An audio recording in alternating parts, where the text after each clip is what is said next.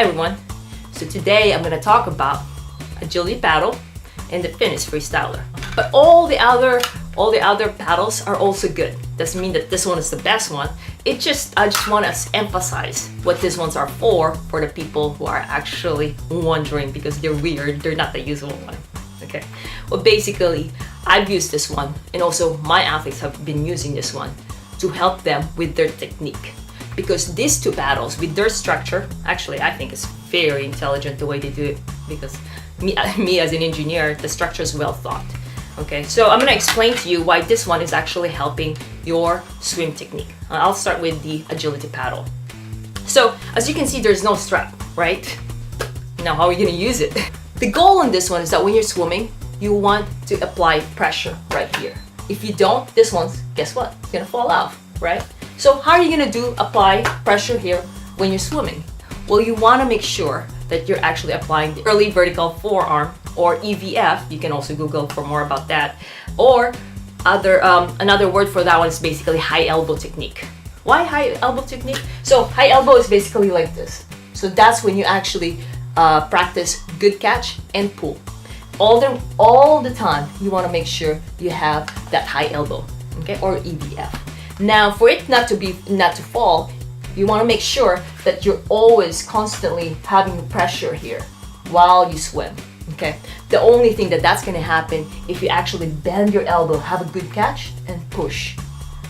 What's going to happen if you don't do that? If you don't have high elbow, what's going to happen? So let's say you're dropping your elbow. So you're swimming and you don't really have a good catch, and instead you do like this. Some people do like the elbows down already, and then they pull. Guess what? This one's gonna fall. You guys are not gonna be friends with this. You're gonna say bye-bye. All right, so this one is very good. So I do recommend it. Now, that's the agility paddle. Now I'm gonna talk about this one. It's called Finis Freestyler. It's different, weird, right? Catches your attention because it's different. Well, how do you use this one? First of all, you slip your middle finger right here, and then you don't grab it. Okay, because the main thing about agility paddle and Finis Freestyler is that they give you immediate feedback when you're not doing it correctly. So if you hold it, you're not gonna get the feedback because it's just steady there. This structure here, okay, that one has a purpose, and I'm about to tell you. This one too is a great thing. All right, so now let's talk about how to use this one. It actually helps specifically, like for example, when you're having crossover, okay, or let's say you're having shoulder pain. Most likely you're not practicing the right technique, okay. This one also promotes, or like it just helps you to actually stab the water wherein your elbow is higher than your wrist and your wrist higher than your hands. So you want to kind of like this, kind of like there's fishing, you're stabbing, or like it's called javelin drill. So you go like this, right? And then when you go here, if you're doing crossover, let's say crossover is actually there's a line here, and your leading arm cross over this line.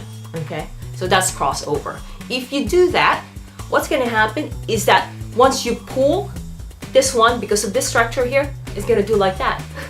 It's going to fall off. So it just, oh, I gotta fix my technique when you have that one.